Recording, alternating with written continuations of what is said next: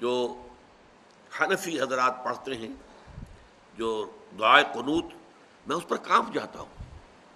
اللہم انا نستعینک ونستغفرک ونؤمن بک ونتوکل علیک. اب یہ جو کتنے بڑے بڑے دعوے، اے اللہ ہم تجھے پر توکل کرتے ہیں، تجھے پر ایمان رکھتے ہیں، تجھی سے استعانت کرتے ہیں، اتنے بڑے بڑے دعوے ہیں کہ آدمی کا دل کانپتا ہے. اگر وہ واقعتاً جو ہے اپنے آپ کو بھی دیکھ رہا ہو کہ میں کہاں کھڑا ہوں، میری حیثیت کیا ہے، کتنا کچھ توکل میرا اللہ تعالیٰ کی ذات پر ہے، تو آدمی ڈرتا ہے، کانپتا ہے. اس سے وہ جو اہل حدیث حضرات پڑھتے ہیں اللہم اہدنا فیمن ہدیت وعافنا فیمن عافیت وتولنا فیمن تولیت، یہ دعا ہے. اے اللہ ہمیں عافیت بخش دے، ہمیں ہدایت بخش دے.